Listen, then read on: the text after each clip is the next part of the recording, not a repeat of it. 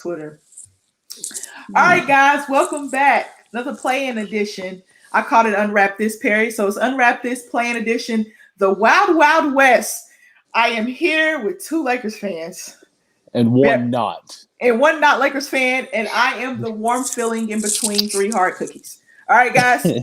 I'm here to host and to listen and to give my perspective from both ends. I'll let the Lakers boys have their fun, and then Michael, you looks like you're you're gonna be fighting Perry and Matt. But before we get started and before I let them introduce themselves, we're gonna pay some bills first. And I know Perry will be happy about this. All right. For all your betting needs. I don't know what the money line was like. So if you picked the Lakers to win, congratulations. They won by 3, I believe. So congratulations to all you Laker fans out there. I just want to throw that out there. So check out mybookie.ag. Use the code USN100 to double your first deposit. I won't scroll too fast, fellas, because I don't want your eyes to hurt. You got NHL playoffs is happening right now. The PGA championship is going on. We got MLB soccer odds, anything you want to bet on. They even got the NFL stuff up already. Anything you want to bet on, you can bet on it right here. Of course, the Belmont Stakes is this weekend. Any and everything MLB. Check out mybookie.ag. Use the code USN100 to double your first deposit. All right. Next, we have RX Hemp. Come on, I hope it loads. My computer's been, there we go. rxhemp.com. Warm and cool CBD cream therapy. Pay attention to the dosage. If it doesn't kick in, guys, don't worry. It's going to kick in. Do not rub more on because that's just not the best results. So check out rxhemp.com. Use the code rxhemp/USN and get 10% off of your entire order. It's Celebrity Believers. We have those, and it's made with all natural products. But remember, guys, pay attention to the dosage and don't rub too much on. rxhemp.com. Use the code rxhemp/USN to get 10% off of your entire order. All right. Next, join the Patreon. Join the Patreon. $1 a month, you're just a fan. Your generous support, we appreciate it. $5 a month, you become part of the family, and you get 10% off with the Patreon code on the Teespring Shop, which I'm going to show you here in a minute. And then you get access to our Discord chat. $10 a month, you become VIP, 20% off that Teespring Shop. And then you still get access to the Discord chat. Signed memorabilia. We had Keenan Allen jersey. We've had the David Montgomery jersey. The miniature Ricky Williams helmet. And I'm not sure what the month of May is yet. Perry, what's the month of May? Do you know yet? There was a shipping mess up on the guy's end, and then now he's being kind of weird about it, so I will be able to know by the next day or two. All right, I will update you guys at either on Ladies First or Count the Bucket. So patreon.com/unwrapped sports. Come support us. We can give you great content and things like that. We really appreciate it. Last but not least, the Teespring Shop. The Teespring Shop, teespring.com/stores/unwrap. We got OG gear here. We got new label gear here. I'm going to get to LeBron gear in a minute. We got some Friends labeled gear. Come on, computer, load up. Yes. Congratulations. You can skip over that one. Just keep on going. Congratulations to the King in his win today. I got this cool sticker on the back of my computer. I have that hoodie in gray, actually. But we got all kinds of gear for you here on teespring.com/store/unwrapped. All the live lineups have gear. Each and every one has gear. Ladies First, my show, which will be airing today because it is midnight my time. Backstop Banter, that's Michael's show. We got Business Casual with Aaron, Keeping It Blunt, formerly with Perry and and Caleb. Yes. Prop Bros with Alex and Corey. And we got the Long Ball Lounge with Jesse. It's a new show added to the lineup. So check out teespring.com/store/unwrapped and get you some Unwrapped Sports Network gear. Now, let's get into it, fellas. Now, before we get into it, I'm going to let you guys introduce yourselves and brag a little bit, and then we will hop into the first matchup of the night. Alrighty, I'll start out first. My Twitter handle down below at Matt_Scura, Instagram at Matt_Scura20. And check out my podcast. Me and my great friend Caleb Conant have a podcast called MCS Real Sports Podcast. We talk all things NBA and NFL related. We're available pretty much everywhere: Apple Podcasts, Spotify, iHeartRadio, you name it. We're available everywhere. We've done 52 episodes. 53 is coming soon. And hope you guys tune in to the podcast previous episodes and enjoy what we put out. What up, everybody? I'm Perry. You can see right below at Perry Aston, co-founder of Unwrapped Sports. So I appreciate everybody tuning in, showing support for myself, all my people, everybody here putting in the work and getting great content out there. Please check us out at Unwrapped Sports, Twitter, Instagram, Twitch, YouTube. Go hit that subscribe button for us. Really appreciate that on there on that YouTube, guys. All the shows that we have, including this one that we're on right now, dump right into there. So subscribe. Lakers fanatic, as you can see here. Happy man. I'm ready to talk about that, of course, but I'm happy to be back on talking, of course. Everybody on the panel, follow, and please go check out the network. We appreciate the love. All right, Michael. I think he's frozen in time. Michael. So last time I thought he was frozen, he was actually talking. So I'm just okay. In time. Maybe he'll come back. That hillbilly internet, you keep saying. Oh goodness. All right, let's get into a comment before he comes back. So are we on board with the play-in, right? Oh yes. Let me start with this one. Okay, go ahead. Big fan. So in a season where we haven't had the competitive drive that we would like to see in general, I think you can contribute COVID, the shortened season, fans integrated a little bit. I think there's multiple factors to why you didn't see the most competitive basketball throughout, a lot more blowouts. But for me, I love the intensity that it brought to the last week of the season. Were all of the games today amazing games or yesterday? No. How about today? There was much better games.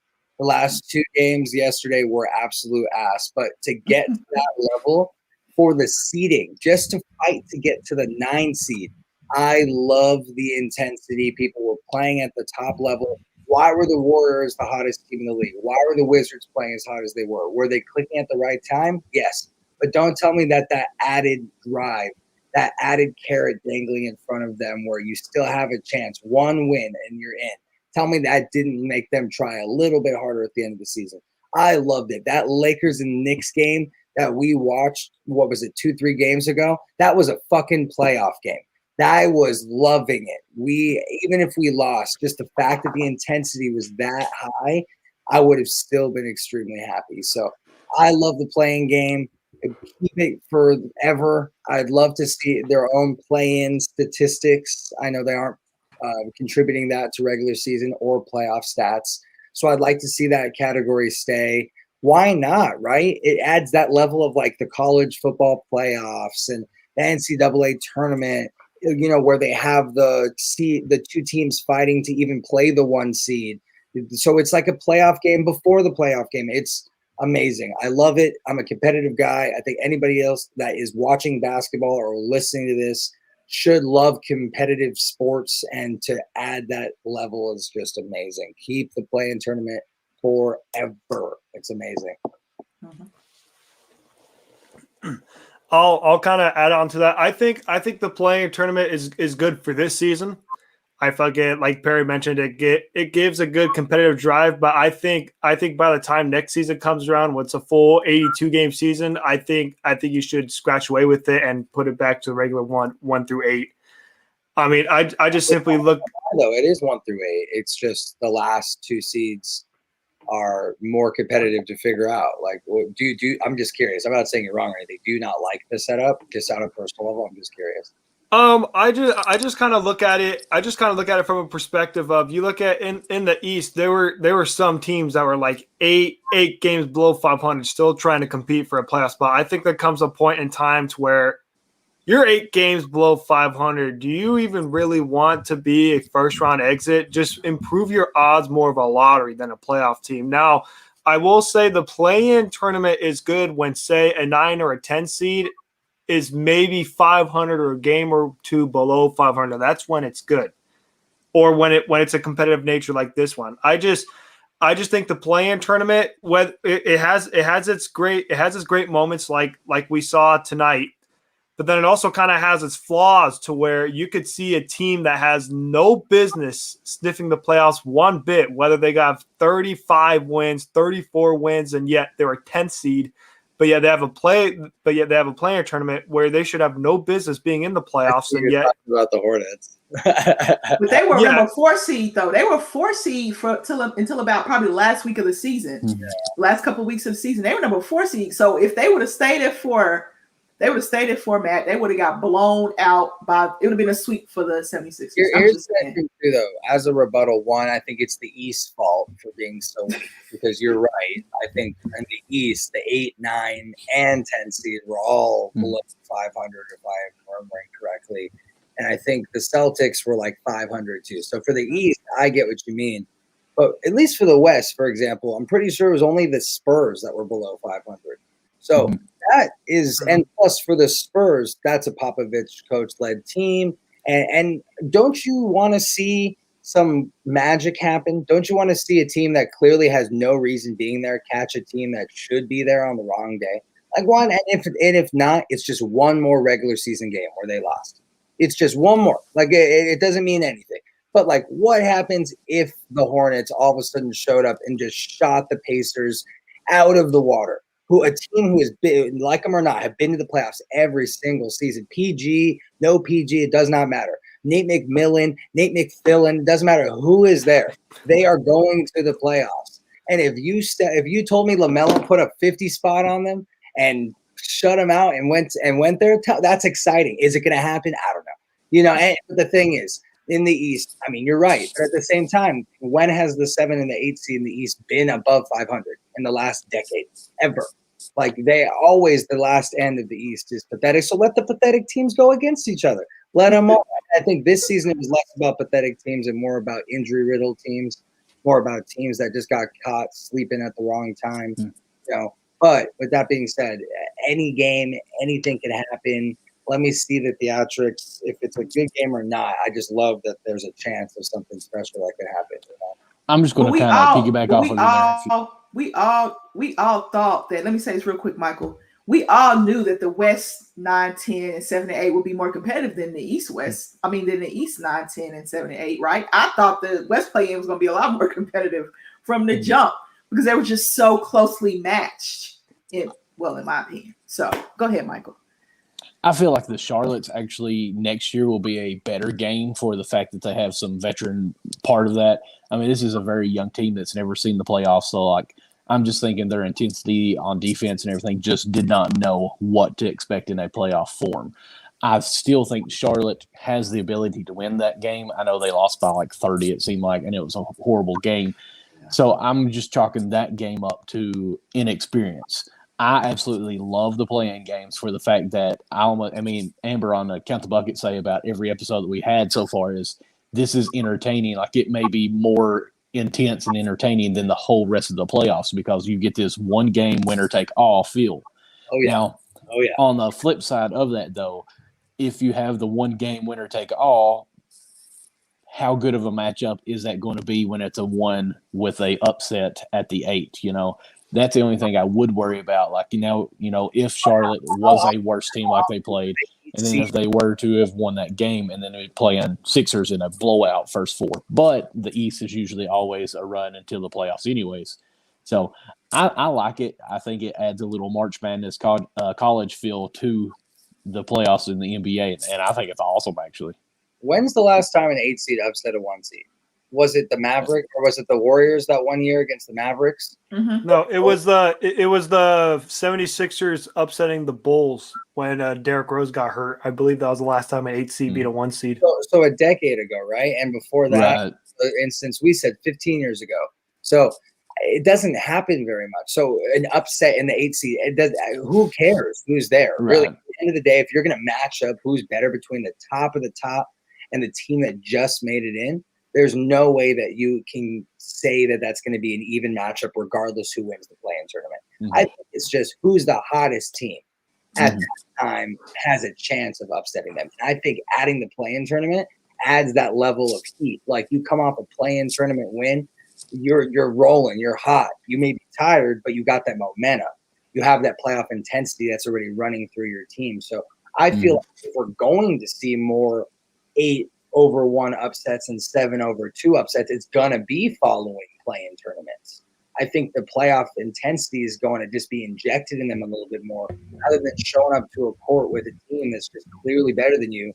You're both off the regular season. You're just both just training the regular way. I don't know. I just feel like it's a little bit more of a wild card there. And you could either get a team twice as tired, or you can get a team twice as intense going into that next series. You know, I think the play-in tournament saved this NBA season, because this NBA season was just so dreadful for me.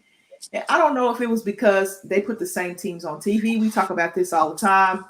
Or if it was just like, okay, I've seen this. Okay, I've seen this. Okay, why am I watching the Mavs 3 times a week on TV? All right, we're going to sprinkle some Phoenix in. Oh, wait a minute. No, we're going to play the Rockets and the Warriors on a primetime game. Like, why did I get me and Michael told me about the Marvel game. I forgot that they had the Marvel game. The Marvel game was the Pelicans and the Warriors. Why? I'll tell you how stupid I think that entire idea is. The Warriors Marvel series of all teams, it just makes no sense. It made no sense. So I got bored with the NBA this season. I must admit that, because I got tired of watching the same teams on TV. Then they said the play-in. I said, yes. Because if you ask me to watch a college basketball game, if you pick me to watch an NBA game, I am going to watch a college basketball game. I don't understand why that is for me. Everybody has their preference. But I like that, okay, I'm playing. We only have, 30, 31 games in the season. We can't afford to lose this game. In the NBA, it's like, all right, do I want to play today? Do I not want to play tonight? Like, I'm getting tired of that. Now I'm going to rest. Management and all that stuff, too. It's becoming, you look for a game line to go bet. You're like, oh, there's no way that looks like a sure bet. And then you go look at the injury report, and it's players that are resting that day. And you're like, come the fuck on. Like, all right, I guess with the Pistons -8 today against the Celtics because no one's playing. Like, it's so hard to even bet this year too, just because at the end of the day, like we all mentioned, so many blowouts, so many things like that. But I feel like at least that last week or two of the season, you don't feel like you're out for the count. If you're the Wizards, if you're the Warriors, there's a reason why you rattle off 6, 7 games in a row. Not because you want to take that momentum into the next season and make your young guys feel good, because you have a chance. Because you can sniff if there's a one game that you can beat. If you get in as the 9 seed, you're sniffing that right there. 10 seed even, but I think at the end of the day, it's just an added level of competitiveness that we now see to a game that's becoming a little bit more stagnant, I guess we can say. So add some flavor in there, add some extra drive, add some extra stuff like that. I love it. I'm open to change. I love the evolution of the game. I would love to see a 4-point shot get added for the NBA. I know that's so outlandish, but if we're talking about how the game has changed, fucking put it at the half court line. If this is how the game is changing, and you're going to tell me that now there's more 3-pointers taken than 2-pointers almost, and it's a completely different game than it used to be, why not add a 4-point shot from half? I thought, wow, how exciting would that be? You're down by 4 and you got Steph driving from half to tie the game. I don't know. Is it what we're used to? Do purists roll in their grave when I say this? Yes. They're dying inside. But am I open to change? Am I open to launching your bat into the second deck and cussing at the other bench when you hit a grand slam up 12 runs? Absolutely. I'm all for change, the flash, the competitiveness, whatever it is that you want to throw at me that can make sports even cooler than it already is. Let's do it. I don't know. I think right now you could put a 4-point shot around the baseline about 6 feet out and probably never get shot. Well, between Dame and Steph and probably Trae Young will be probably those 3 guys. No. I'm saying actually have the 4-point shot inside the 3-point line. Oh, that's an odd shot now. Okay. I thought you meant like the mid-range the angle. Yeah. Okay. Yeah. I'm just saying like a mid-range shot. Everybody be like, "Whoa, this is where it's at." Could you imagine that? Like a mid-range shot be worth more than a 3-point shot? That would be crazy. That would be very odd. That would change the rules of basketball a lot. Because then because I'm playing pickup basketball with kids, right? I play some pickup basketball, kids. right? which I can tell their kids. They might be probably in college, but I can tell their kids because of the way they play. Mm-hmm. And it's so ironic. They don't move without the basketball. They want to stand at the 3-point line and shoot. They don't cut. They don't set screens. I'm like, you can have a layup, but you rather shoot a 3, but you cannot shoot. You saw me go out and pick up for the first time in like 2 years last week, and I'm out there setting the dirtiest like screens. I'm looking for like the pick and roll. Like I'm playing so old school, and like I could tell I'm playing. Like you mentioned, there's a kid launching from almost half court. You're like, what are you doing? Yeah. What are you doing? Like, and they can't dribble. They just don't understand again basketball because they're watching a brand of basketball, but they don't understand. Like Kobe was talking about in one of his documentaries, people are getting away from the fundamentals. Teach your kids the fundamentals of basketball because that'll go a long way. Carmelo Anthony probably has the best footwork in the league at year 18. His footwork is amazing. That's fundamental basketball. All right, I went on my little tangent. So I get a little passionate when we do that. All right, first matchup of the night we had the Grizzlies and the Spurs. The Grizzlies were at home. They fumbled that AFC bag. I think they might have done that on purpose. They're playing twice anyway, so who cares? All right, what you guys think about this game? What are your thoughts? Adjustments that were made, people that didn't show up. Just let me know how you guys felt. I will have to defer because I didn't show up for this game. I was at work still, so I will pass. I showed up, yeah. I mean, I thought this game was going to be the blowout of all blowouts. After the first quarter, I got it right here, 38-19. And oh, wow. They could not miss the Grizzlies. The Spurs looked like they were the Pelicans who didn't sleep last night. The Hornets. It just looked terrible. It looked like they did not want to be there. They were too young. Pop just clearly didn't have it. And then all of a sudden, the second quarter comes completely flipped, 30-18, the other way around with the Spurs. You can just see when you talk about adjustments, obviously so many adjustments were made in this game. In the third quarter, there's 16 points to 16 points. You can see the defense out of half was just another level. I had the over in this game on like a $10 bet, so it's no biggie. And after the first quarter, I'm like, this is it. This is done. It's going to hit. After the second quarter, 30-18, I'm like, it's still looking pretty good. Third quarter, I was like, this is an under game no matter what. Like, they are coming out playing such hard defense. So I like to see that from both teams. The Spurs should be feeling good about themselves going into next year without Derek White, who they could have used big time in the game. He's become a huge player for that team. The fact that all of these young guys plus DeRozan can get the job done and almost make it, I think that they should carry that into next season feeling good, although I don't think Demar Derozan is going to be a member of the Spurs next year. And by the way, Demar Derozan is actually an investor in the restaurant that I am the general manager at in LA. So I got my love for Demar. I hope you make your way to LA. We'll find a little spot for you somehow, of course. But at the end of the day, the Spurs should be feeling good, but the Grizzlies should be feeling even better. Ja Morant is a hell of a leader, but I saw some confidence problems today. There was a lot of times that Ja had to pump himself up. Like his shot wasn't going in. He was short. He was aiming, and he would make a free throw. Like it wouldn't even be something that was big, like a free throw. And he would look at himself, and not like a big like Ja erupt kind of thing, just like a little like, let's go, bro. Like, let's go. Like just like so happy that he did it. And that didn't make me feel good because that didn't make me feel like that's a guy that's going to lead this team in the playoffs. And it's because he's so young. This team is so young. But other than that, Jonas Valanciunas is a top 5 center in this league, and he gets no love. Bottom half of the 5. Like he's probably 4th or 5th if we actually listed all the centers. But he gets no love. And some people are going to be like, oh, there's no way. He's a top 10 center kind of thing. I think he is one of the best centers in this league. And he, again, it's just been such a progression in his career. I think Brooks is an absolute dog. Dylan Brooks shut down Demar Derozan today. Demar couldn't get up a shot for his life.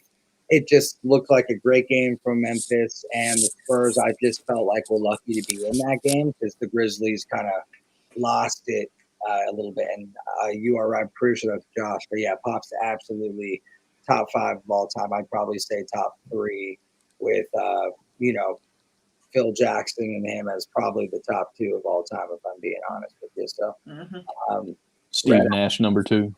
Oh yeah, with his coordinators. Yes.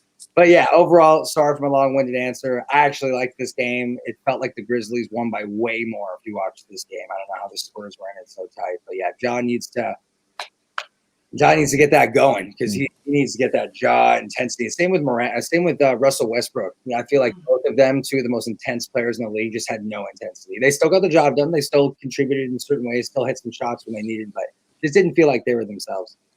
It was a game of runs for me. It was like 17-0 run, 15-0 run. So it was just a game of runs. And, me being a Spurs fan, it hurt. It hurt. I did pick the Spurs because I trusted Pop and I trusted that system.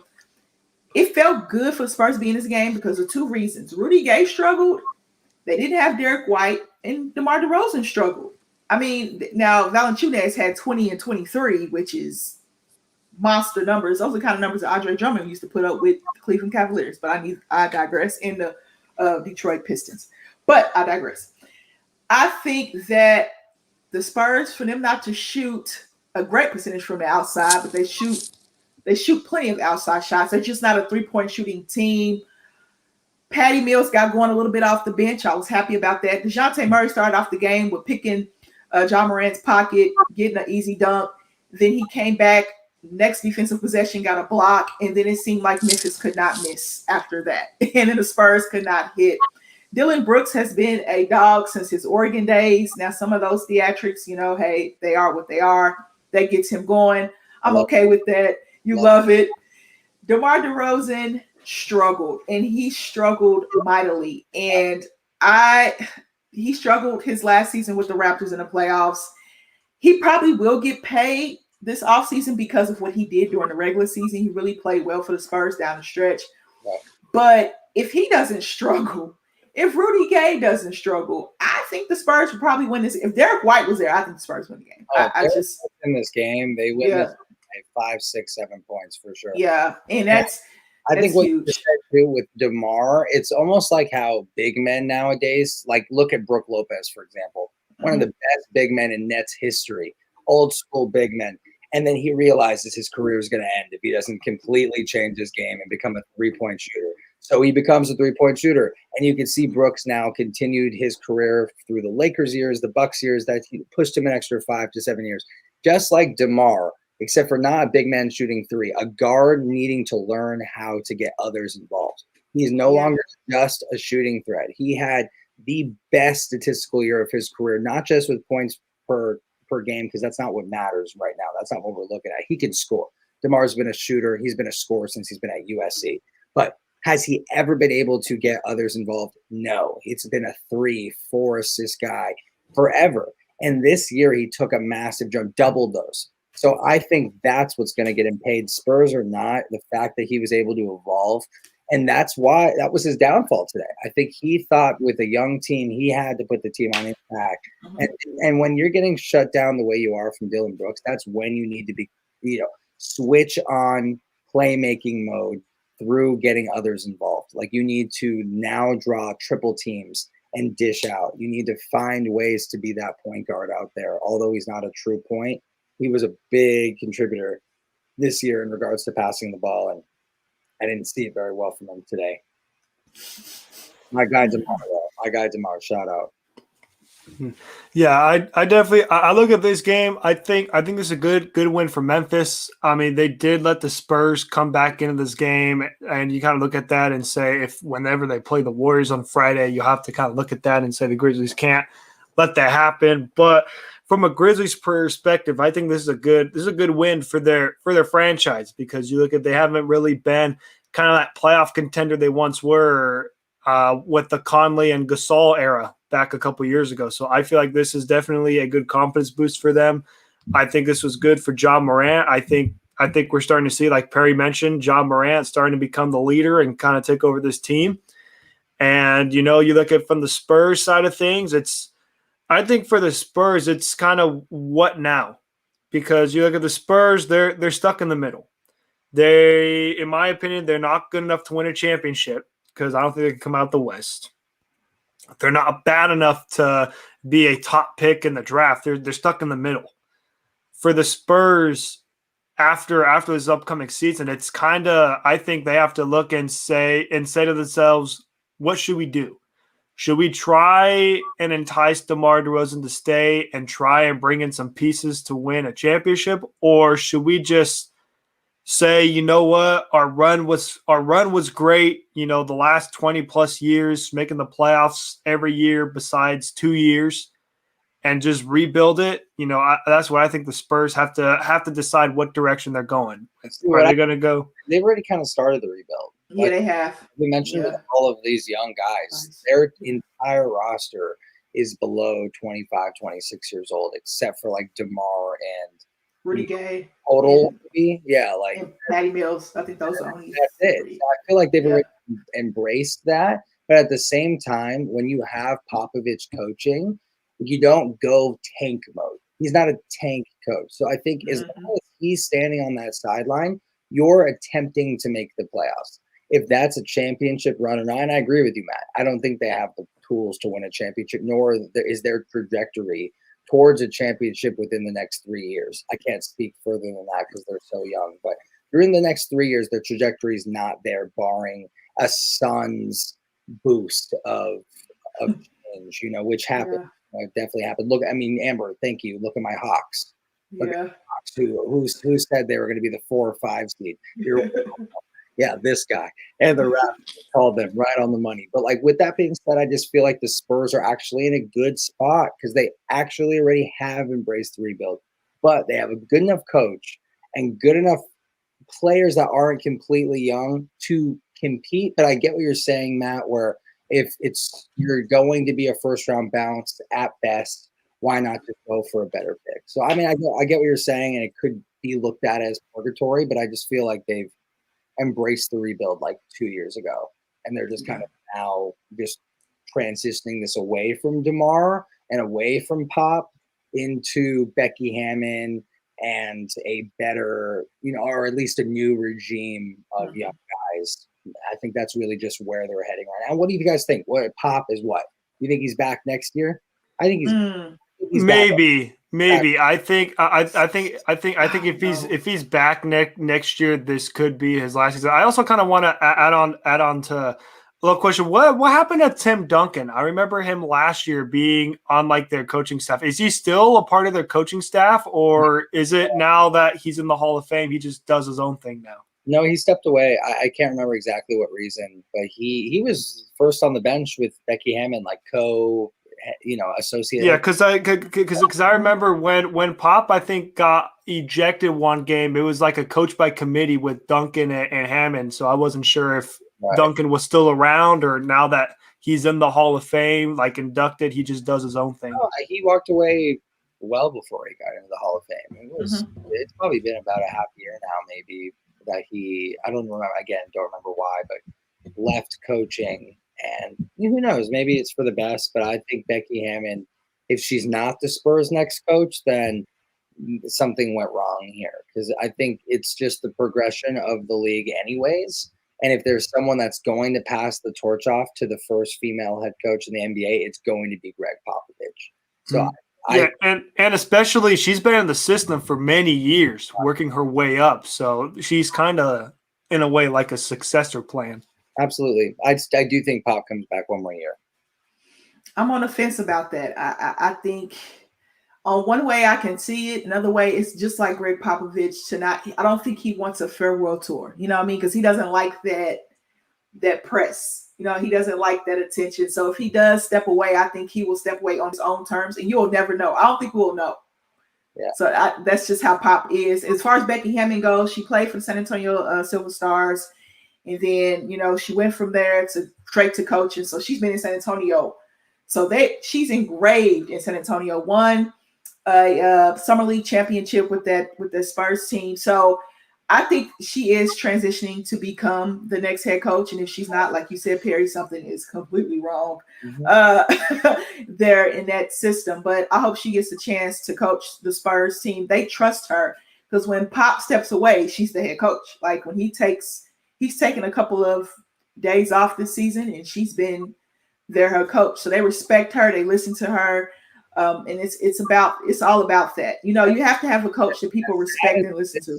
As sad as it is too, I think we've just seen that. I don't know if the league is going to hire a woman head coach on the open market. I don't think that's going to. That's not going to happen. I just don't think that's the first way it's going to happen. So that's why the James Borregos, the Mike Budenholzers, that's why they hit the open market out of the pop system, because they fit the old white Republican president kind of thing where you can sit down and you can just fit that mold. I feel like the only way it's going to happen is if you're promoted from within. And once that barrier is broken, which is going to happen very soon, that's when things change. That's when open market becomes a little bit actually fair and actually open. But it just has to happen this way. Like, there's no other way that it's going to happen within the next 5 years with the trajectory of the other assistant coaches, obviously.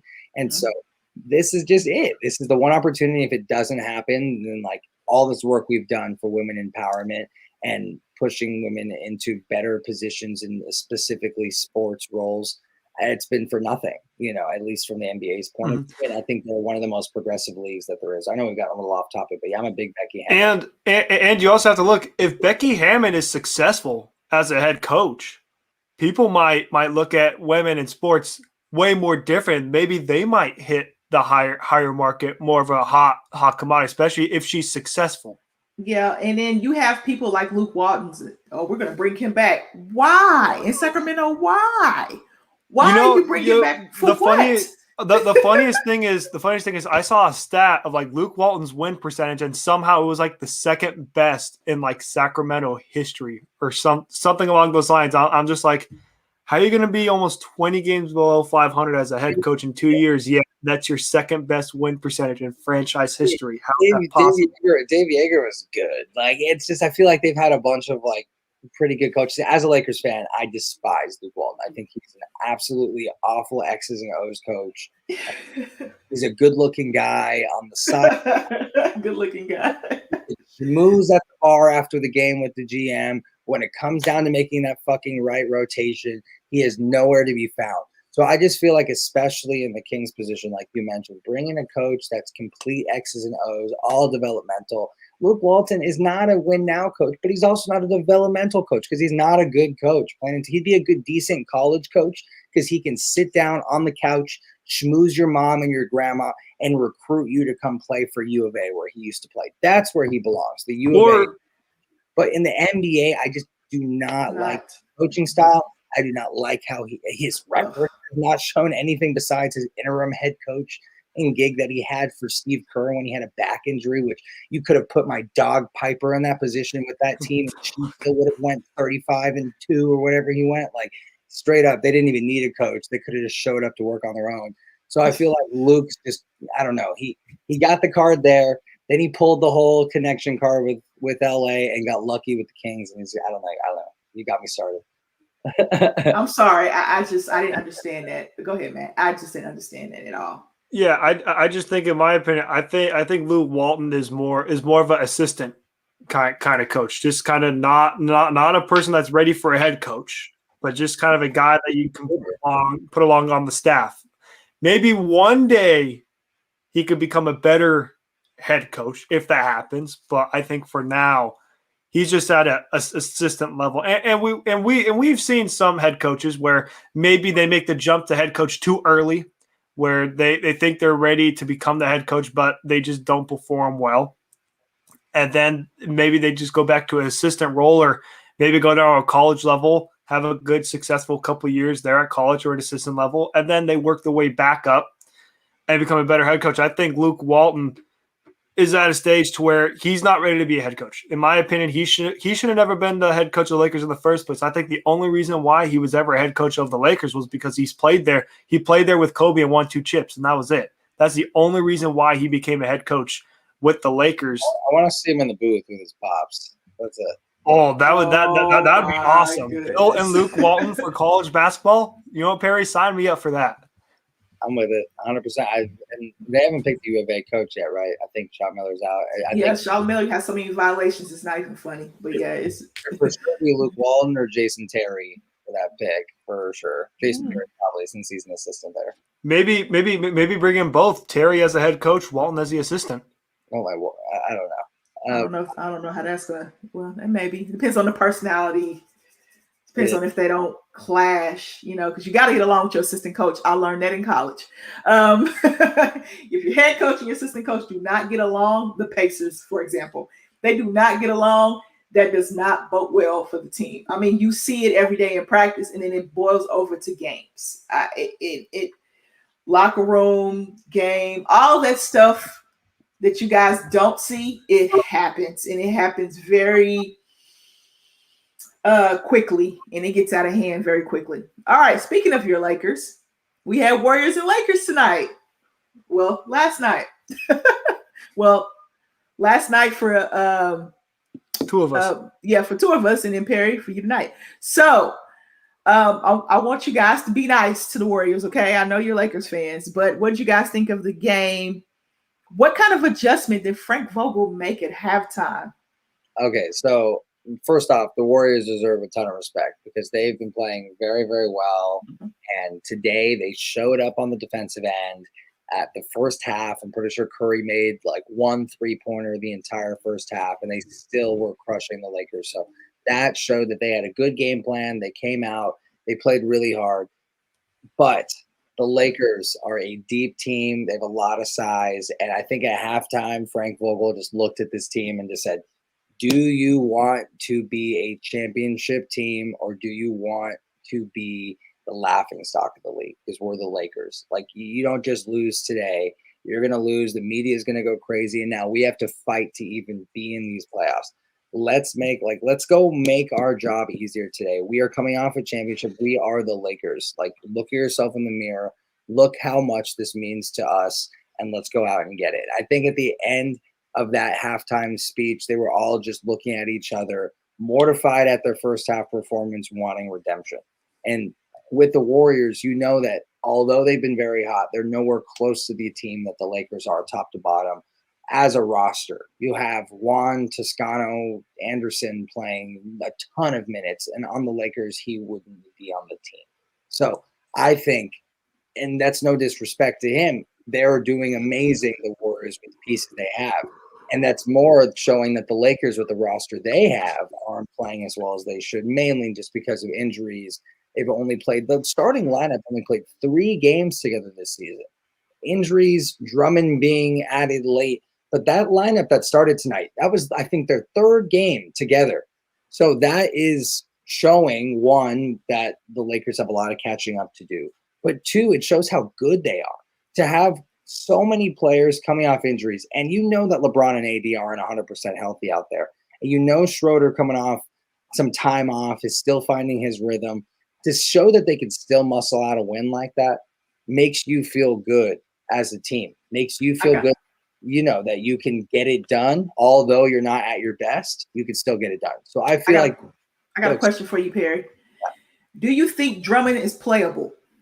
I think Drummond is playable in certain situations. I think if he plays the right role, I don't want to see them there was 3 possessions in a row that they dumped the ball to Drummond down there on the post, and that's not our offense. You do not put the ball down and make us a half-court team, and have him be the focal point there. I don't care if he's going up against Looney. It doesn't matter. That's just not how the offense flows. And he's going to throw a hook shot up here and there. If you give him 3 possessions, he'll make one of them for sure. That's just not the recipe for success. But I think with the Lakers, it's interesting because Vogel really needs to figure this out. They have a lot of big men, which is a good problem to have, but also a frustrating issue when it comes to setting the right rotations at the right time. Is Montrezl Harrell playable at certain times? No. But I think, is Marc Gasol playable all the time? There's not a chance in this world that either of you can tell me yes. That's the least playable out of all of them when you look at all situations considered.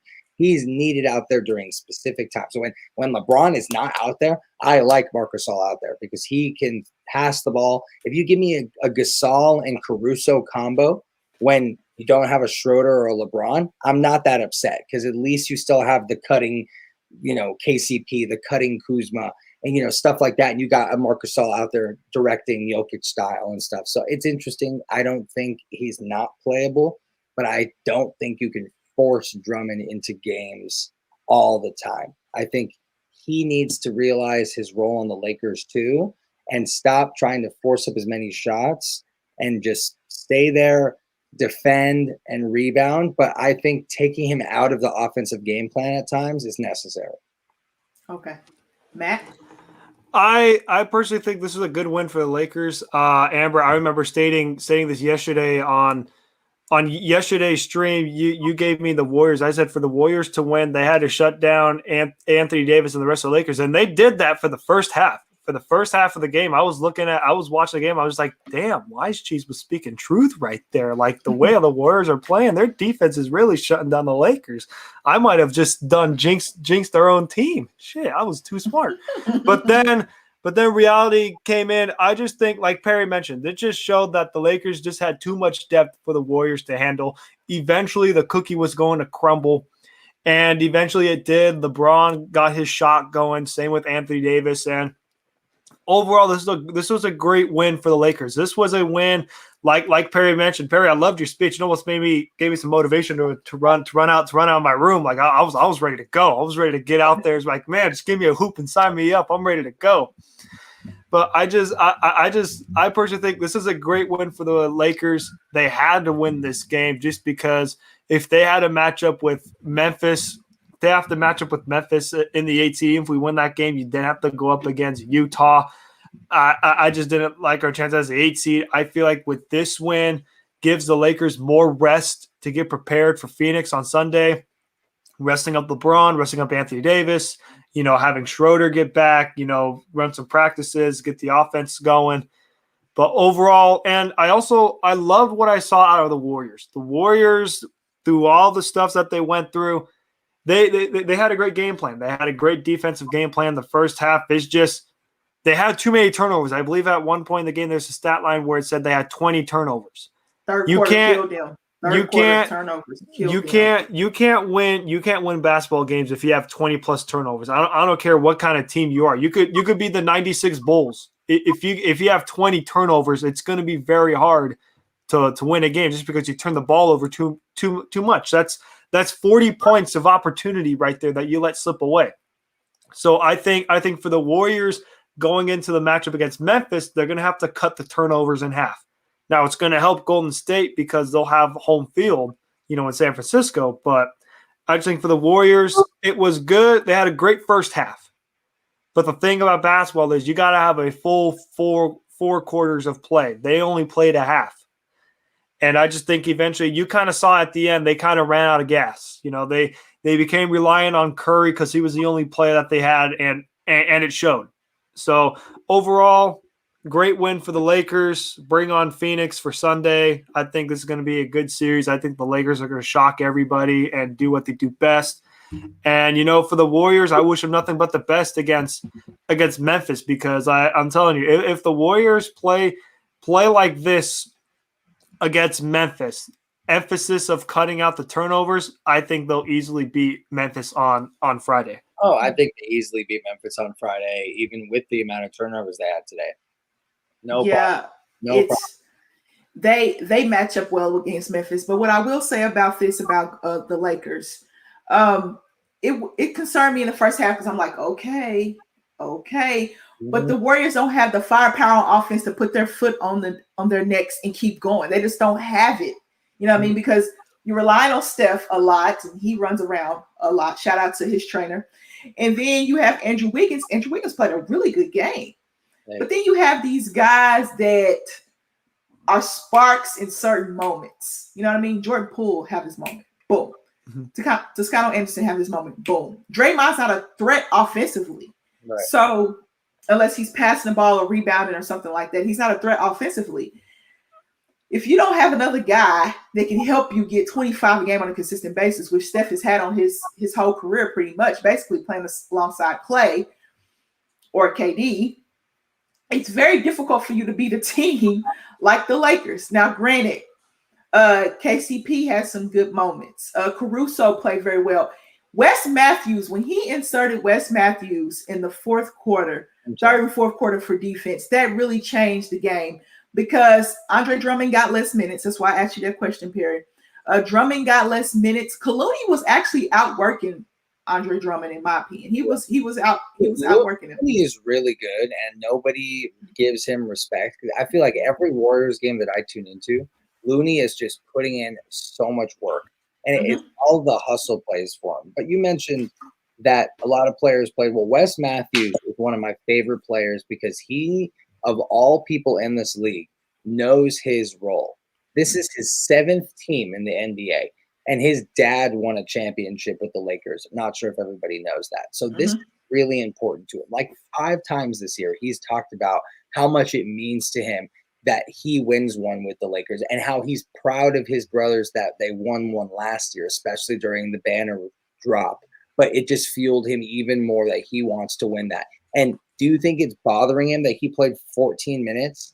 Absolutely, it's bothering him as a competitor. But you see him out there knowing when he gets his number called, he's going to go play the toughest defense that you physically can go play at his age and try and shut down or at least put a wrench in the momentum for that other team. And you always see him making a timely shot. He was 1 for 4 today, all from 3. So he knows his role. What's his role? 3 and D only. That's it. 3 and D. And are all the shots going to fall? No, but I love that he's always in the right position at the right time. And when his number's called, he's coming out and he's working. But has he been a disappointment this year? If we were going to shit on Danny Green last year, the way we all shot on Danny Green, we got to shit on Wes Matthews a little bit too, because he came in here and was supposed to be a guy, and he has not put up a good season. His numbers, 4.8 points a game, 1.6 rebounds, 0.9 assists. That's role player times 10, but he's giving you great defense. And I feel like when is Wes Matthews going to actually contribute? Right now, during the playoffs, that's a playoff kind of guy. That's the guy that's been in the playoffs with multiple teams. And when you put him into those minutes and you shorten that rotation, why is he still going to see minutes over THT? Because of that defense.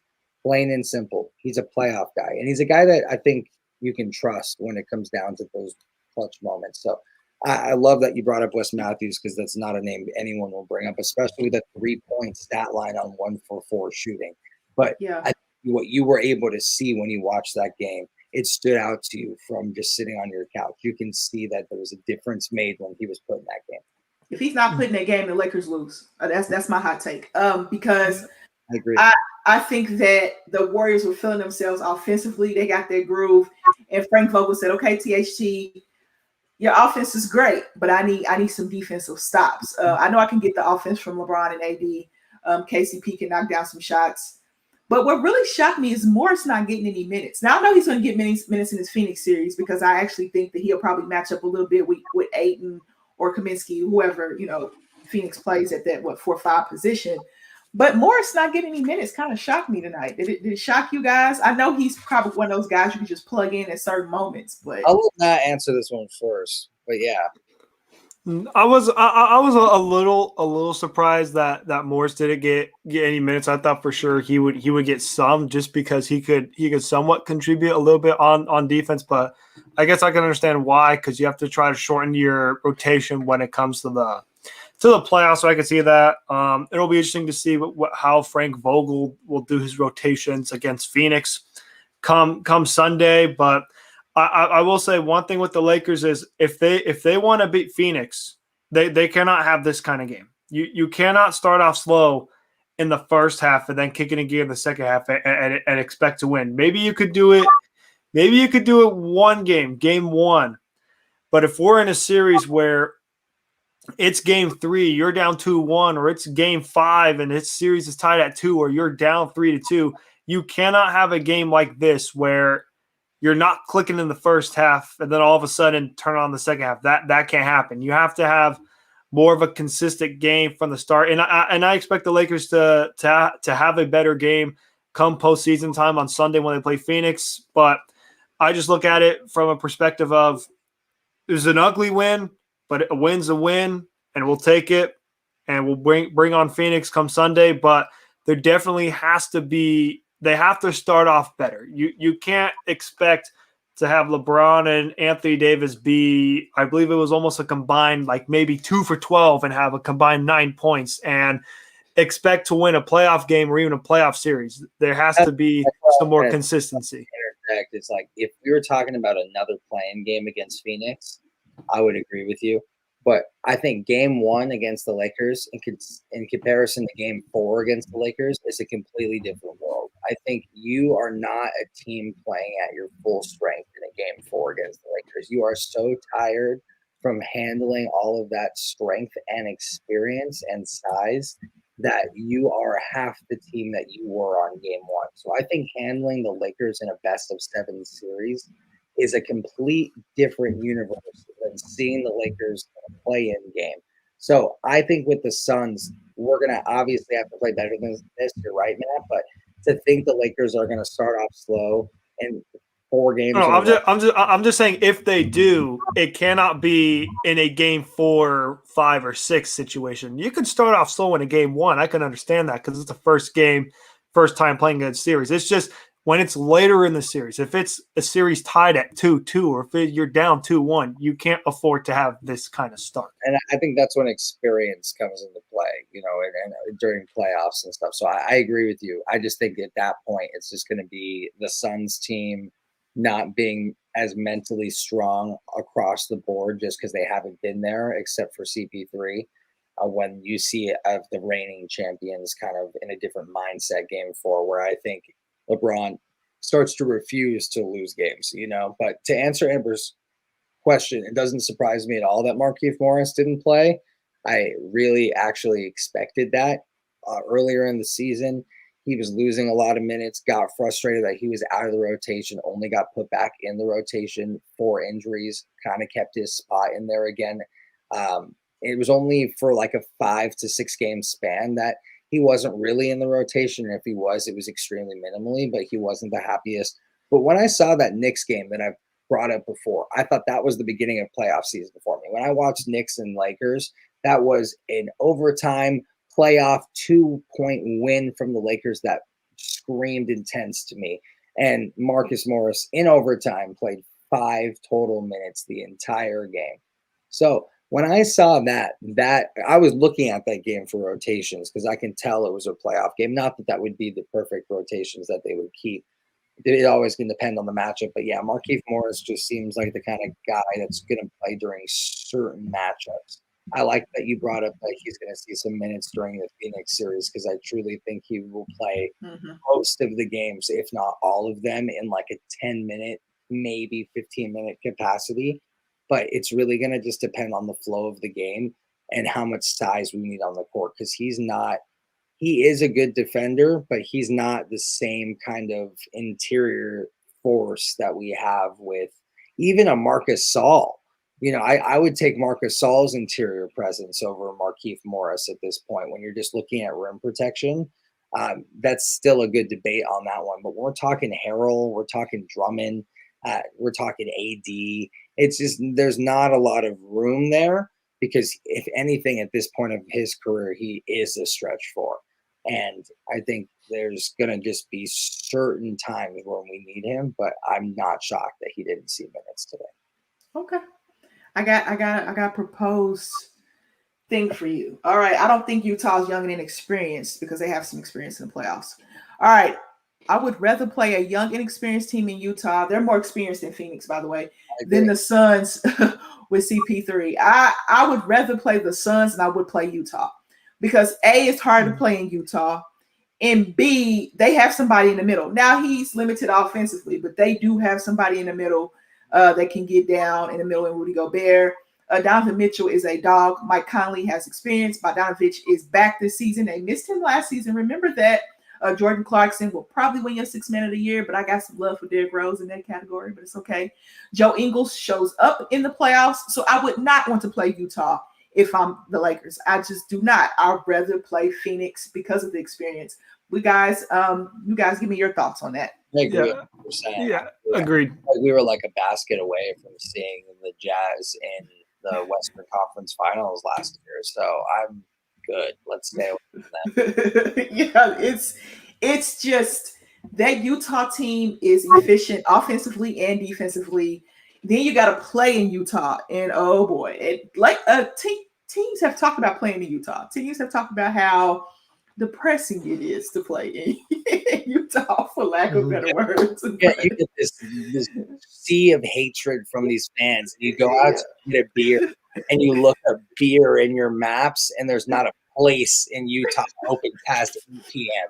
So you're pissed off. You have to go to a liquor store, go get yourself like a 6-pack of beer to celebrate this win that you just had, because there's no fun things to do out there. I would hate to go out there and travel if I was a player. Yeah, and I'd agree as well. I'd rather play Phoenix than Utah, just because the fact is, in Phoenix, the only guys that pretty much have playoff experience on the Phoenix Suns is pretty much CP3 and Jay Crowder. Now, don't get me wrong. I love me some Devin Booker. I think he's a great player, but this is his first time in the playoffs.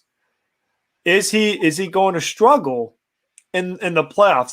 That's yet to be determined. That's the thing about the Phoenix Suns is they're pretty much going to be carried by how Chris Paul plays in the postseason. Now, Chris Paul has had some years in the postseason where he has not played well. You know, he's had some bad moments in the playoffs. Now, obviously, as of late, he's turned in some good playoff games. Look at what he did with Oklahoma City Thunder, pushing the Houston Rockets to 7 games in the bubble last year, and look at what he's done with Phoenix, turning it into a 2 seed. Is just the rest of the teams in Phoenix. Can Devin Booker continue his regular season play in the playoffs? Because we've seen stars who go into the playoffs and they underperform. That's with any level. That could be in the NFL, that could be in the NHL, NBA. We've seen star players put up fantastic regular season numbers, and then when it comes to the playoffs, they diminish. I think is Devin Booker going to follow that same track, or is he going to keep up his great play? Because I'll tell you right now, if Devin Booker and DeAndre Ayton keep up their play as they are right now, this Lakers-Suns series will go to 7 games without a question if they play good. I'm really glad he brought up Ayton, because that's 100% the key to this series for them. If Ayton can play like a dominant big man, they can win this series, no doubt. If he gets manhandled, first off, he's going to have a lot of different matchups that he's going to have to deal with. To have Drummond in your face, then AD in your face, then Trez in your face, all with different motors coming in at different times, rested, you are up for a long day. And I think that's going to be the key. Can he bang with these big guys for a 7-game series? Because, Matt, I think you make up a good point. Like, will Booker fold right now? I think seeing what I saw in the bubble last year makes me feel good about Booker in intense situations. With that being said, I think even if Booker and CP3 play at their top of their game, every game for a 7-game series, if Ayton doesn't show up or Bridges, they're fucked. Like, I just don't see a way to match up if they both aren't on their A game for like 75% of the series. But I just don't think that Booker and CP3, even if they struggle, even if they do amazingly on the other end, I just don't think that's going to be what wins or loses the series for them. You know, I think, and you're right. If Booker doesn't play well, they're done. They're absolutely done. But I was just saying, they both play well. It's going to be a tougher task to stay consistent in a best-of-7 series down low. I think it's not the guards on more, because to be honest, the guards on the Suns are better than the guards on the Lakers. Plain I'm going to take CP3 and Booker over Schroeder, Caruso, and KCP. If we kept playoff Rondo, it's a different ballgame. Playoff Rondo. It's true, Amber. You saw playoff Rondo with the Lakers in that NBA Finals. I'm not sure what game it was. I think it was Game 6 when we won the championship. Playoff Rondo is real. I know playoff Rondo is real. He did it for the Bulls. I get playoff Rondo is real. I was a huge Rondo fan growing up, and he got, he had a hot temper early on in his career, and he got a bad rep. Then he turned it around later on in his career. But we're gonna look ahead now, guys. We're gonna look ahead at Memphis. I know Memphis is playing Golden State, and then we've already talked about the Lakers and Suns series a little bit. So let's jump ahead and look at this Memphis and Golden State matchup. What are you guys thinking about that matchup? I think Golden State has home court on that one. Yes, they do. I'll start off first by saying, I think whoever wins this game is whoever starts better. whoever has a better start and doesn't have as many turnovers. I think the turnover battle is going to be key on whoever wins this game because both these teams are similar. But except the Warriors, they have an MVP player in Steph Curry, and the Grizzlies, they have an up-and-coming player in Ja Morant. So I feel like with the Warriors having, whether you want to call it home field advantage or not, with the limited fans, Memphis has to travel to San Francisco. You have to play that into effect, and you also have to look at the Warriors are going to go into this Friday's game, I think, feeling confident because they kind of look at it and basically say to themselves, look, if we don't have 20 turnovers against the Lakers, we would have won that game. All we have to do is just cut the turnovers. If we could cut it in half, maybe 10, 11 turnovers instead of 20, we have a very good chance of winning this game and then getting the 8th seed. So I just think if I'm Golden State, I just look at this and say, as long as Curry has a kind of game that he had, but consistent. He had a fantastic second half. He was phenomenal, but he struggled in that first half. I think if the Warriors can play a full 48-minute slate of basketball, I think they're going to beat Memphis. I just think it's going to be how well they play. If they play on top of their game, they're beating the Grizzlies easily by double digits, at least 10, 15 this points. This game going 60 minutes if they go a couple overtimes. Like I don't mind that. I don't mind 60-minute play in. Tell me the Memphis Grizzlies haven't been in like 600 overtime games this season. I feel like they've been in 1,000. So if there's ever a game that's going to go 60 minutes, it'll be this one right here. But hey, make it 3 overtimes. Sign me up for that. I have to say Warriors for sure. To be honest, if you put both rosters on in front of me, I like Memphis top to bottom much more. But the difference maker isn't just Steph Curry. It is the coaching. It is Mr. Steve Kerr. Can I be honest with you guys? You know I'm a basketball savant. I didn't even know the Grizzlies head coach name until they mentioned him today. Really? I was like, my Harry. God. Show up. I saw him in this thing. I know that might be disrespectful or just me being way too busy this year, but I looked in this huddle and I said, "Who the hell is this guy?"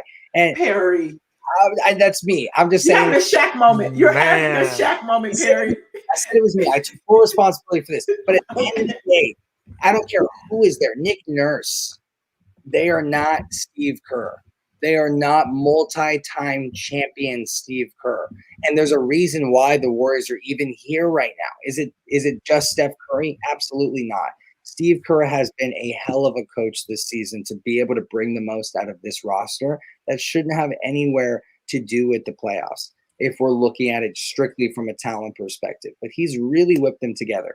And I just think it's going to be Steve Kerr as the difference maker. He had quite the game plan against the Lakers, and it just wasn't enough because their team wasn't clearly as good as they were, but he had the right game plan. That's why they came out in the first half the way they did. That's why they were able to almost win.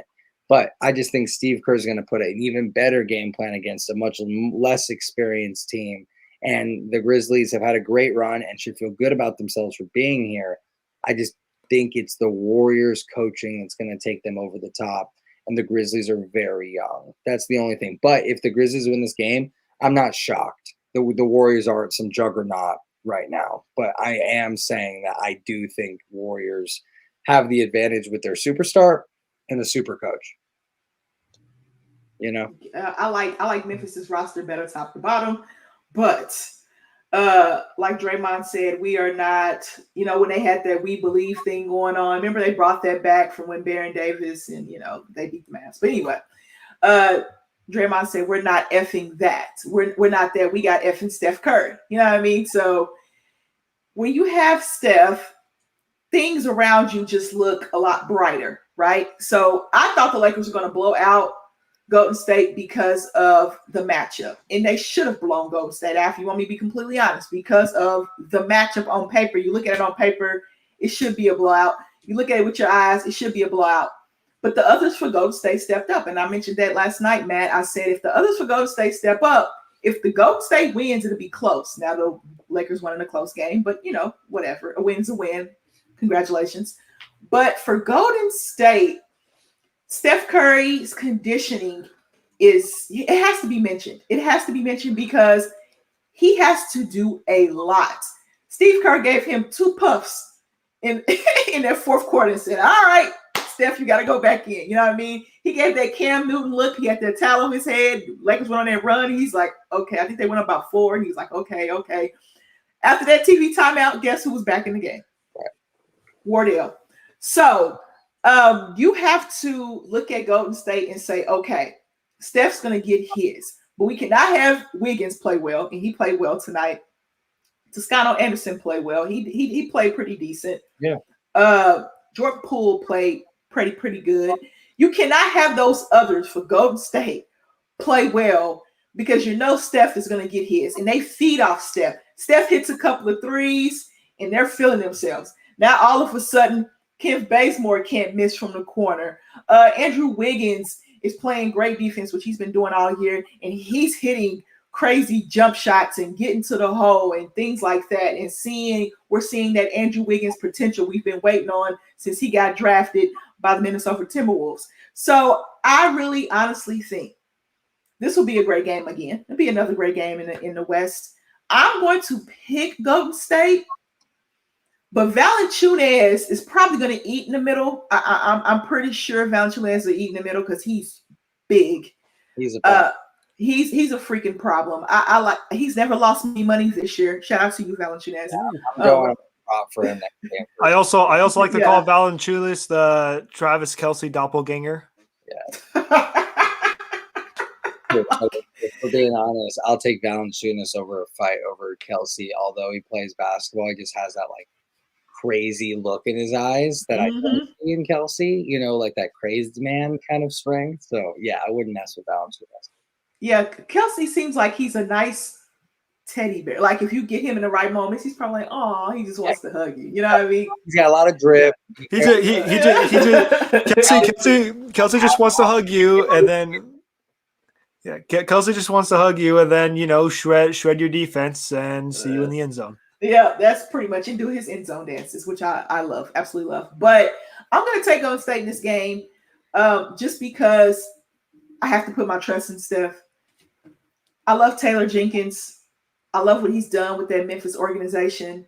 I forgot that they didn't have Brandon Clark. Brandon Clark makes a difference for Memphis as well. But JJJ is back. He's hitting 3-pointers and back from injury. But I just trust Steph and Draymond more. I just trust those guys more. And with Steve Kerr, I just trust them more. Now they're getting Utah in that first round, and they don't really match up well with Utah. But for now, I'll take Golden State. Who do you guys have? Golden State. Okay. Golden State. Okay, so Memphis is done. So Memphis will be going fishing. And the Lakers, we'll talk about the Lakers and Phoenix. We'll get into those series, right? We'll get into those series, but I want to touch on Memphis and Golden State because they're playing each other next. And then we'll talk about whoever moves on from this series. We'll talk about that series against Utah. All right, guys. Any final thoughts before we end this show tonight? Well, this morning for me. I'm just glad to hear a nice roar coming from Staples Center with some fans there. A fully vaccinated section, which brought even more fans, which I think is super cool from a double vaccinated person myself. I'm all for that. Give me the ticket in, no mask. I've done the work to get there. Let's party it up. I've done the work. My team put in the work. I put in the work separately so I can be there at the top level for me as a fan. So, it doesn't come that easy. I put a lot of time into this, regimen, Amber. I like it, Perry. I'm just happy we got playoffs, the play-in tournament. Keep it forever, please. I love it, and let's continue to add cooler and cooler things to basketball and other sports. We don't have to ruin the game, but just like little things to add the competitiveness, to change the game and move it forward. I just love seeing it. But I'm just happy to be back. I took a little hiatus not talking as much sports as I've kind of recalibrated myself the last few months. I did Keeping It Blunt for a while, as Amber kind of talked about earlier, and had a lot of fun with that and love everyone's support with that. And it brought me some happiness again, which I think I needed. But, I'm back and I want to be here as much as I can. So obviously shout out to the team and Unwrapped and the Lakers, both of my teams, and good night for us for sure. So I'm gonna take the W. Don't care how ugly they are. W is the only important letter in the entire alphabet, except for P. Man, Perry sounded like Michael Jordan with the letter of "I'm back." Seems to be back in better than ever. But I just want to say it was a pleasure being on here again, talking basketball. I'm excited the Lakers got the job done. I would not want to know what the NBA chat would be like if they would have lost to the Warriors. I know for a fact there would be flaming in the chat. Turn on the mute. I'm just glad we took care of business. Now we get that matchup against Phoenix. Feel bad for you, Phoenix. He had a good season, but when the king comes to town, Kings never lost in the first round. And I think we're going to keep it that way. If there's a betting site, I'd say using my bookie, book it, Lakers in 6. Okay. All right. And if it comes to fruition, just know it came from the wise cheese. I like Lakers in 6. You like Lakers in 6? I'll make my prediction a little later on this week. But, today for me, tomorrow for you, Perry, we will be doing a post-game show for Indiana and the Wizards. So there's only one game tomorrow. Yes. So I can watch me some WNBA. And it comes on like right when my show comes on. So I'll probably have to, I don't like rewinding. Multitask. Yeah, I'm going to have to multitask because I have some WNBA to talk about. It's just too much going on, Perry. I got to keep up with too much. It's just a lot going on. But too much sports that we love. Yes, I try my best because I have multiple devices. I got my computer, I got my TV, I got my iPad. My phone won't stay charged to save its dang life. I don't understand what's going on with it. But hey, I'm trying my best to keep up with everything so I can keep you guys informed and so we can get as much content out as possible. But I'm having fun doing this playoff stuff. I'm getting 4 or 5 hours of sleep at night. I'm at work. I get off of work and I'm thinking about, okay, Amber, what do you do today? Oh, we're going to take an adult nap today because I know I have to stay up late and talk hoops with you guys. But it's been a pleasure. So you guys are welcome back. Of course, you guys know, you're welcome back tomorrow. Last thing too. NBA Summer League is back, baby. It took back in Vegas. Yes. August 8th to the 17th. I am going to be picking my 3 or 4 days that I'll be going up there with Christian. Caleb has already given me the AO that he's coming. I should be in LA by then. Aaron is going as well. So you guys want to go, anyone that's watching, I am telling you from someone that was there 2 years ago, ask Aaron as well. It was one of the best days. I didn't even get to meet up with him then, but it was probably one of the best days of each of our lives being there. And it wasn't even that amazing. It was just like the experience and being able to meet up with different people that also came all the way out to Vegas. And then not just, and it's Vegas, baby. And it hit the slots after, baby. So I can't wait to see everyone out there. Seriously, if there's going to be a time right now, I'm double vaxxed. We are wanting some, special. It's my birthday like next week, so I'm going to celebrate it out in August. But yeah, August, I'm going to pick the dates. I'm going to post them all over the place, but hopefully we can all do a little meetup out there. I'm already feeling good. I got 4 unwrapped people that are confirmed to be out there so far. So we got to keep. Hopefully, I'll be in LA by then. So hopefully, I can be out there with you guys. Depends on what the new, if I get this new job, what that looks like. Me and Christian are taking you out to this like crazy awesome place for a welcome dinner as well. It's thank you guys. They would say a drink, but they know I don't drink. We're gonna go a steakhouse and take care of you with some lobster mac and cheese and truffle mashed potatoes and a steak. That sounds tasty. Yeah, it that sounds really good. It may be almost 1:30 in the morning, but damn, I'm craving some lobster mac and cheese, whatever it's called, whatever fancy food that was just stated. Yeah, sounds very tasty. It's going to be 117 degrees during summer league, but that's okay. That Vegas heat. When I experienced that Phoenix heat last summer, I said, "What in the devil?"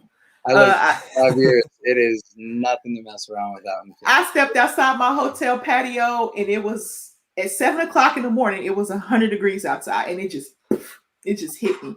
When you open an oven, like you're making cookies and stuff like that. Yes. except Arizona's the same feeling, but there's no cookies. It's just the oven. That's it. There's nothing there for you. No treat. Nothing. The only thing that was there for me was more heat throughout the day. All right. Well, guys, of course, I appreciate it. We're gonna run through these sponsors real quick, and then we're gonna end our night. Well, my morning and your night, Perry. I know you're a night owl because my Discord chat goes off at 3:00 in the morning. All right. Between you and Corey's time difference, I don't know how I get rest at night. It's CPSD. It's Corey's Standard Time. Check out teespring.com/store/unwrapped. Get you some Unwrapped Sports Network gear.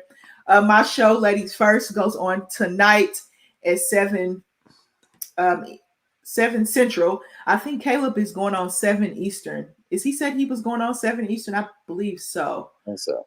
Yes, I believe so. So all the live lineups have gear here, guys. That's my gear with the fro, front and back with the fro. I got my family representing, wearing some Ladies First gear. They wear it out and everything. So I'm happy about that, and I appreciate that. I appreciate all the support from Unwrapped. You want to keep supporting us, teespring.com/store/unwrapped to get you some gear. Also, money to win money and buy that gear. You know what I mean? We check out mybookie.ag, and you can use that code USN100 to double that first deposit. All right. Now you can gamble on here too. You can do some casino stuff, and got horse racing, which I don't understand horse racing. I want to get into that, but I feel like if I do, I'll become an addict, and I don't want to do that, Perry. So I stay away from the horse betting. Ooh, I'm gonna take you to Santa Anita one day, and we'll go watch some horse racing. You'll never be more into it in your life. It's seriously, I've never bet horse racing in my life. I show up one day, I'm like, I'm throwing 200 on Lucky Charm right now. It's my horse thing. It's my guy. You know what? I'm probably going to get into a lot of things when I make this transition, and I'm going to thank Perry and Christian and possibly Alex for that. So I appreciate you guys. Love it. 200 on Lucky Charm. 200 on Lucky Charm. That will probably be my food budget for the whole month, but we're gonna make it do. All right, guys, check out mybookie.ag. Use the code USN100 to double your first deposit. Now, if you're like me and you like to play some pickup basketball every now and then, but you don't know how to get those kinks out your muscles, right? You check out rxhemp.com and use the code rxhemp/USN to get 10% off of your order. Warm and cool therapy, right? Pay attention to the dosage. I say that every show because some people, you don't feel it kick in like that icy hot. You don't feel it kick in just yet, but boom, it kicks in. So when you rub, Christian kicked my ass in the gym this entire week and last week. And if it wasn't for this product, I would not be here sitting here right now. I am not in good shape, and he has put me through boot camp. So I'm letting you know RX Hemp has saved my life the last 2 weeks. As someone that never used it that much because I'm weak, I'm using it in the weight room, and it's amazing. Just want to throw it in there. It works, guys. I use the cool one. It works. Is a Swole Perry coming soon? Yeah, Shredded Perry, Shredded P, Shredded P. Shredded P. We're going to Vegas in August. You know what's up. Shredded P. He's on the prowl. Trying to get this 10-pack in. There you go. That's Shredded P. And not of beer. And not of beer. Not of beer. All right. And also, last but not least, we got the Patreon. We just started the Patreon, patreon.com/unwrapped sports. $1 a month, you become a fan, just general support. $5 a month, you become part of the family. You get 10% off their Teespring Shop, support your favorite shows, and also their Discord chat that goes on all day and all night. And then a $10 a month VIP, you get 20% off of that Teespring Shop, the Discord chat that goes on all day and all night. And then, of course, we have signed memorabilia. Perry will keep you updated, and I will update you as well for the next signed thing. We had Ricky Williams in April. We had David Montgomery in March. And then we had Keenan Allen in February. So we're new to this, guys. But go ahead and support us at patreon.com/unwrapped sports. And for Matt and for Perry and for this beautiful face, Amber, we will see you guys back here tonight, my time, tomorrow, Perry's time. Thank you, guys. Thank you, guys.